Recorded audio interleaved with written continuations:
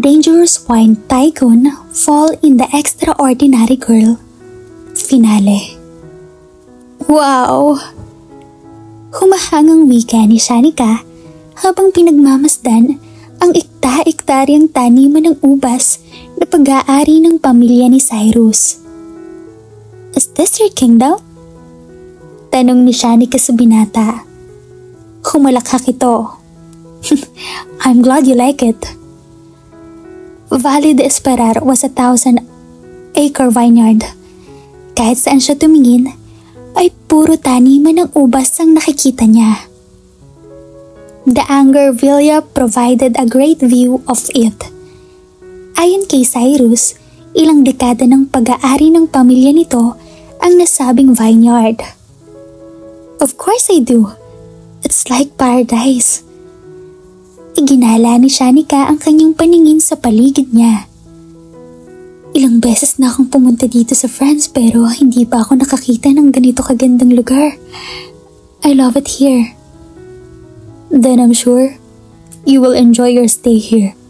Gusto mong bumisita sa restaurant ng dad ko para noon ma-experience mong totoong France.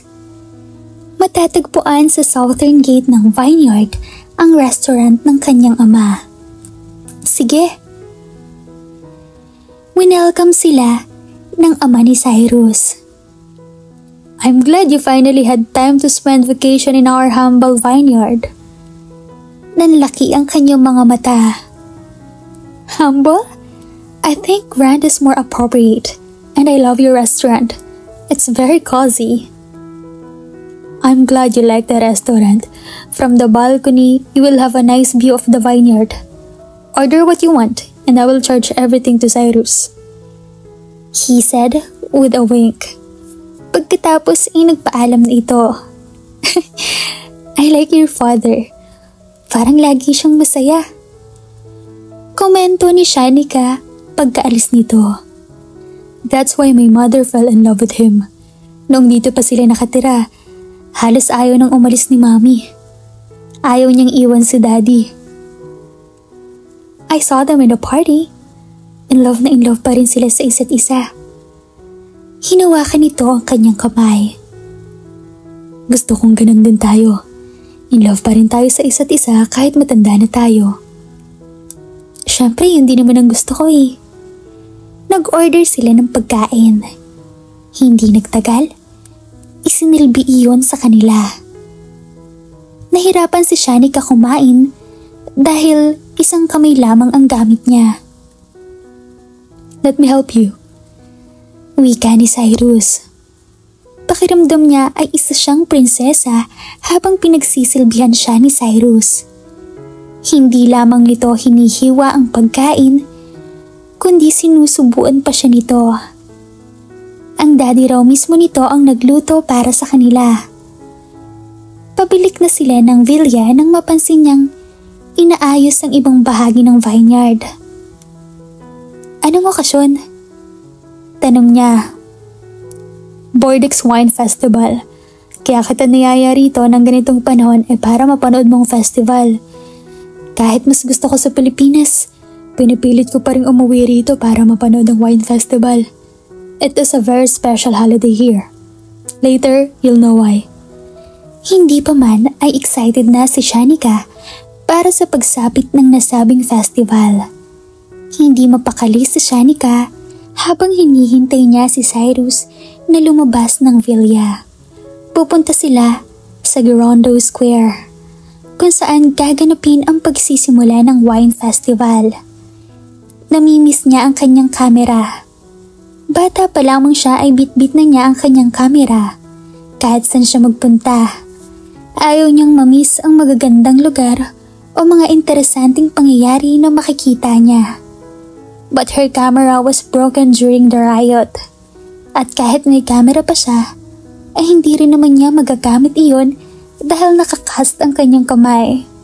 Pakiramdam niya ay patay ang kalahati ng kanyang katawan. Lalo si Shanika nang hinayang nang maisip niyang iyon ang unang bakasyon nila ni Cyrus. Gusto niyang may remembrance sila niyon. Hindi siya masaya sa camera sa kanyang cellphone. Hindi Hindi kasi maganda ang quality ng mga larawan doon. Perfectionist pa man din siya pagdating sa mga larawan. Are you ready to go? Tanong ni Cyrus. Yes, sagot ni Shanika. Sumunod siya rito nang sumakay ito sa sasakyan. Here, pag-aralan mo ang paggamit para magamit mo. Ipinatong ni Cyrus sa kandungan niya ang isang kahon. Nang buksan niya iyon, ay isang mini digital camera ang nandoon. Sa akin to? Tanong niya. Oo, naisip ko kasi na baka gusto mo pa rin kumuha ng pictures. Ipinabili ko iyan sa isang tauhan ko. It's small, I know. Baka hindi ka sanay. Pero maganda dyan. Pwede mong gamitin ng isang kamay lang ang gamit mo. And it has an LCD that you can flip. Para pwede kang mag-self-photograph. I love it, Cyrus.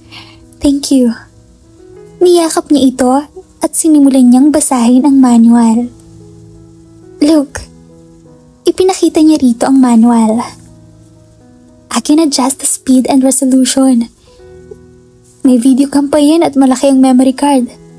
This is exactly what I need.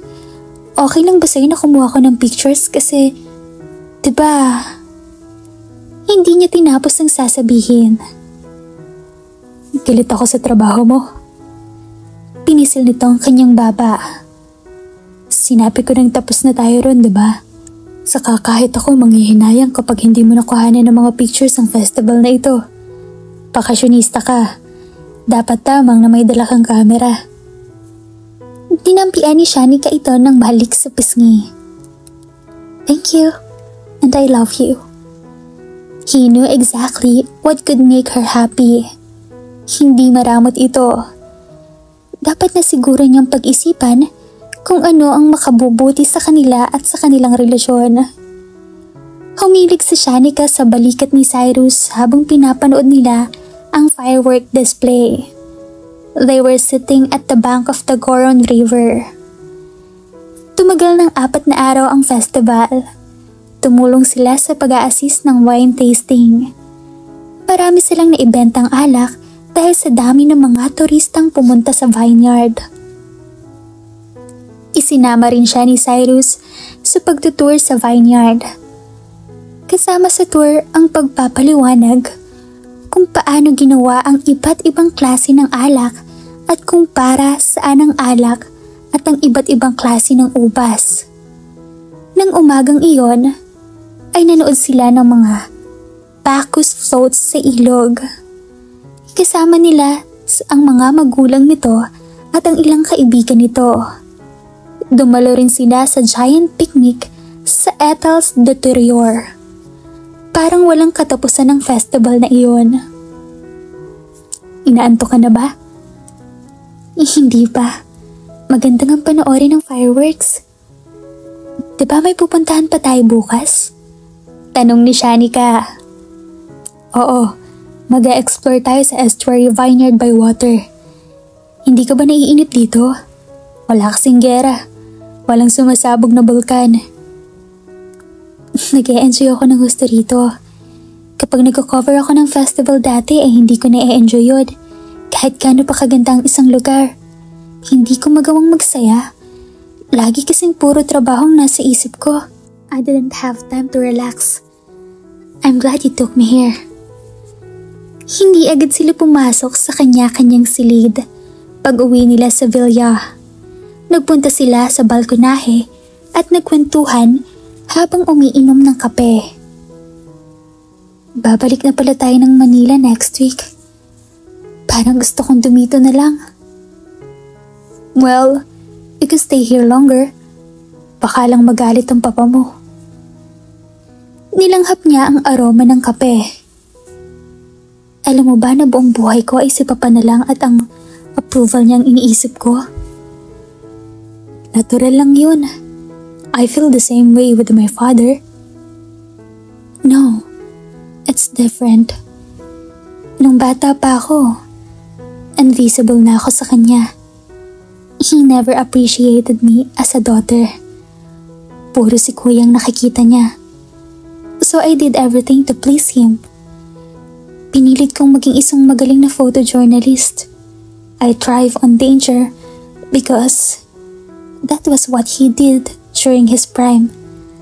Saka lamang niya ako napansin. Kinalimutan ko na ngang babae ako para lamang maibigay sa kanya ang anak na pinapangarap niya. It must be tough trying to grow up like a son instead of daughter. Mahirap mabuhay sa mundo na binubuo niya para sa akin. Ang sabi ni Kuya Desmond, hindi mo raw ako maiintindihan. Tulad ka din daw ng girlfriend niya. Iiwan mo din daw ako. Do you know that my mother died of heartache? Because my father loved to chase bullet instead of staying home with us. Kaya noong una, ang akala ko hindi mo ko maiintindihan. Mali pala ako. Ikaw ang hindi ko naiintindihan. No, it's not your fault, Shanika. Niyakap siya ni Cyrus. Masyado mo lang minahal ang papa mo. You wanted to please him. Tulad niya, na-overlook mo ang mga pagkukulang mo because that's how your world works. Nang mawala ka sa akin, saka ko lang naramdaman na malungkot kapag walang nagmamahal sa akin. The fame, the danger, and money can't keep me warm at night. It's not enough to make me happy. Babe, I don't want you to give up on the job. Lalo na't mahal mong trabaho mo. Ang gusto ko lang naman ay makompromise tayo para may space para sa relasyon natin. Nakangiting tumango si Shanika. Niisip ko na yun ngayon. Don't worry. I will think of something. Promise, hindi na natin magiging problema ang trabaho ko sa susunod. Take your time. Tara, matulog na tayo? Sandali lang, Cyrus. What? I want to ask you something. Ano ba ang dapat na sasabihin mo sa akin nung bago ako umalis papuntang Lebanon? I was going to ask you if you wanted to be Mrs. Cyrus Unger. Buti na lang hindi ako nagtanong noon. Baka kasi magtalo lang tayo kapag tinanggihan mong proposal ko. Nilapitan niya ito. I want to know if the offer still stands. Tumango ito. Sa gitna ng vineyard, sinayaw ni Cyrus si Shanika habang dumadaloy ang paborito niyang musika. At doon nagpropose si Cyrus kay Shanika habang ang music ay tuloy-tuloy. Babe, will you marry me? Habang ang buong paligid, puno ng mga ilaw sa gitna ng madilim na paligid, nagliwanag ito dahil sa dami ng mga fireworks at nakasulat doon, will you marry me?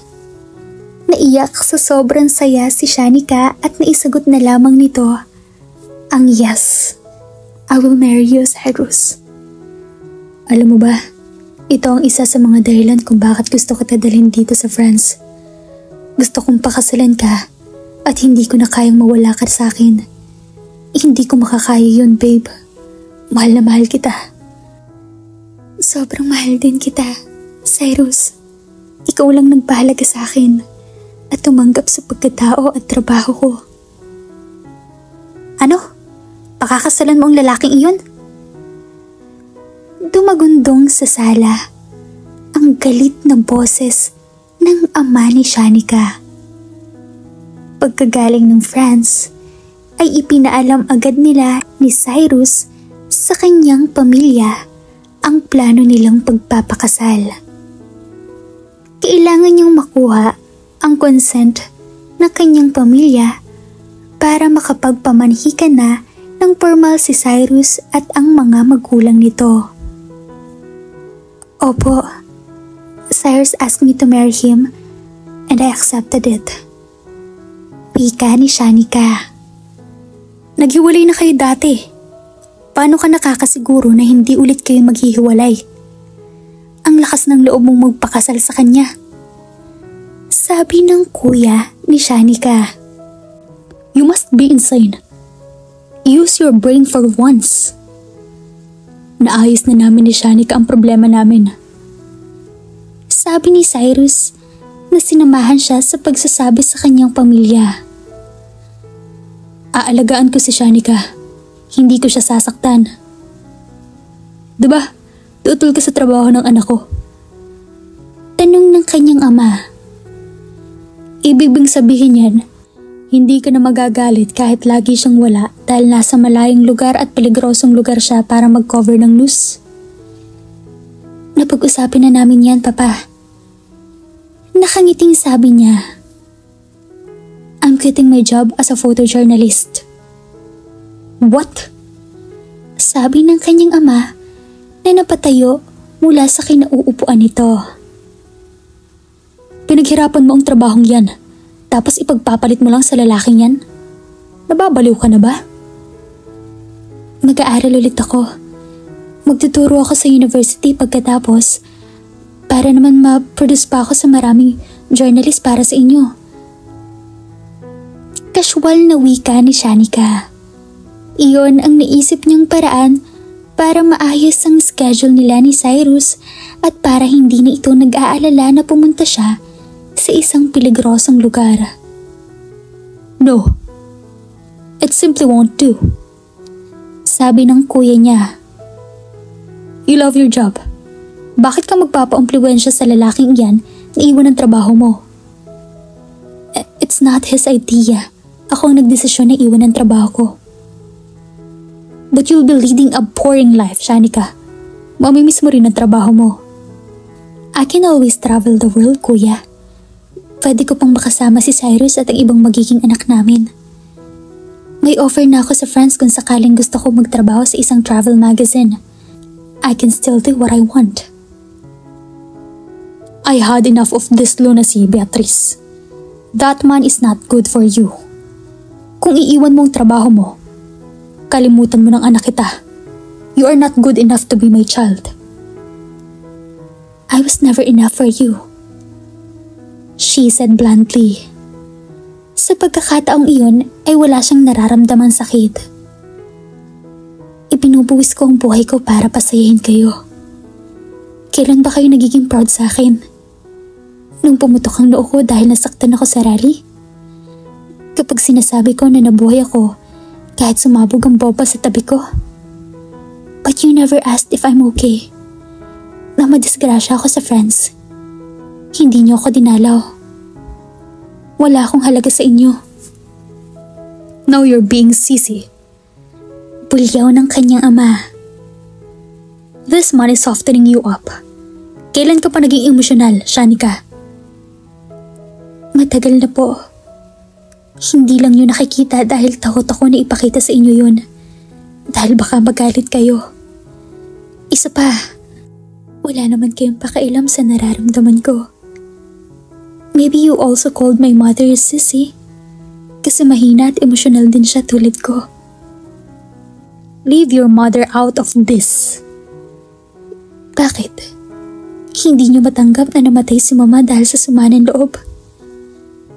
Ayokong mangyari ang nangyari sa inyo. I want someone to love. Gusto ko ring may nagmamahal sa akin. Yung totoong pagmamahal. Anak kita kaya mahal kita. Kami lamang ng kuya mo ang nakakaintindi sa'yo at alam namin ang mga bagay na magpapasaya sa'yo. Umiling si Shanika at hinawakan niya ang kamay ni Cyrus. No. Si Cyrus ang nagmamahal sa akin. Mahal niyo ako dahil pinapasaya ko kayo. Dahil matagumpay ako sa larangan na pinasok ko kung saan kabilang kayo. Because I grew up like this. Pero kapag wala nang kinalaman sa trabaho, natuwa ba kayo sa akin? Ikakasal ako pero ayaw niyo dahil iniisip niyo na sagabal iyon sa trabaho ko.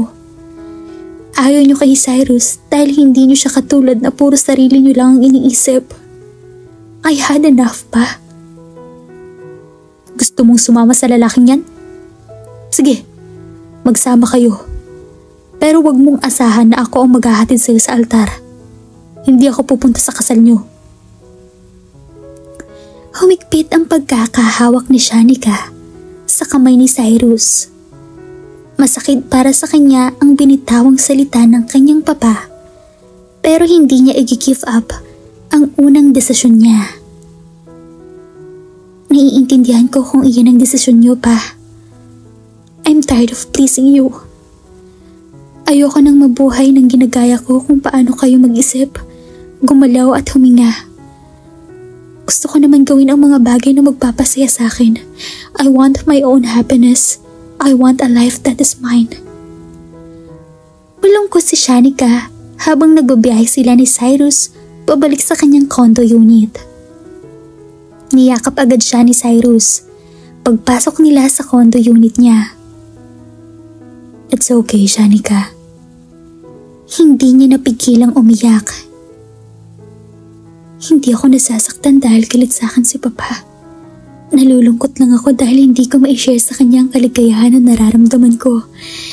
Masaya ako dahil nagmamahalan tayo. Let him take his time. Mawawala rin ang galit niya sa'yo. You don't know my father.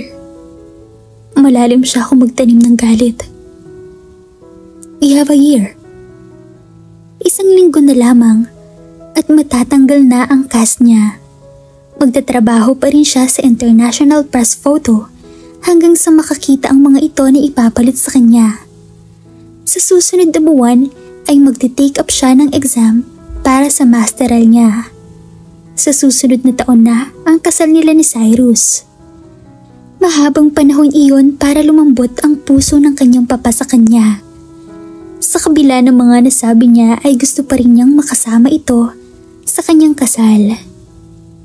Tumunog ang telepono niya. Nagkatinginan sila ni Cyrus. Ako nang sasagot, sabi ni Cyrus. Hello? Inaabot nito iyon sa kanya.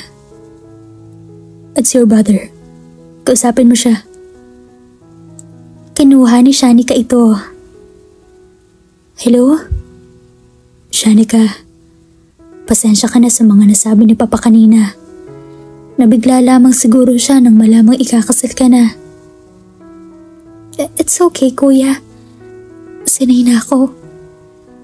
Matabang nasabi niya. Hindi ni Shanika alam kung bakit nagsusori ito samantalang wala naman itong pakialam sa kanya. Sorry din kung hindi ako naging mabuting kapatid sa'yo. Tama ka. Hinuhulma ka namin ni Papa ayon sa gusto namin. Nakalimutan namin na may sarili kang identity, na gusto mo rin maging masaya. Iyon ang hindi namin kayang ibigay. Bakit sinasabi mo to sa akin, kuya? I respect you for being brave a while ago.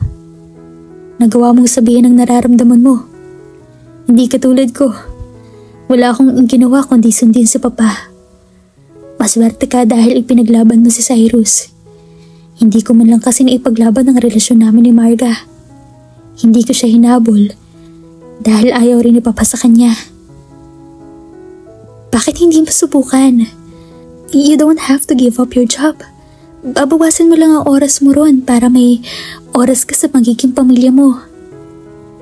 Siya nga pala, sabi ni Papa, dito raw kayo mag-dinner ni Cyrus mamaya. Napaluha si Shanika. Thanks, kuya. We'll be there. Sige, bye. Cyrus. Tili niya nang maibalik niya ang telepono. Bakit? Ang sabi ni Papa, sa bahay raw tayo mag-dinner. I told you, lalambutin ang kanyang puso para sa'yo. Pinagsalikop niya ang kanilang mga kamay at doon naging maayos ang lahat. Napatawad na rin sila ng kanyang papa at ang kanyang kuya Desmond ay meron ng nagpapatibok ng puso. Anak, patawarin mo ko kung pinag-iit ko ang tunay mong kaligayahan. Hindi ko naiisip na nasasaktan ka na pala. Nagkayakap ang mag-ama. Alam mo anak, sobra akong proud sa'yo at sa kuya mo. Kahit wala na ang inyong mama, alam ko proud din siya sa inyo. Mahal ko kayo ng kuya mo at gusto ko lang maging maayos ang buhay niyo. Masayang niyakap ni Cyrus si Shanika. Thank you for not giving up on me. No, I should thank you for coming into my life, babe. And I love you. At dito na po nagtatapos ang huling kabanata. At sana po, samahan niyo muli ako sa mga susunod pang kwentong pag-ibig. Maraming salamat po. Keep safe and God bless.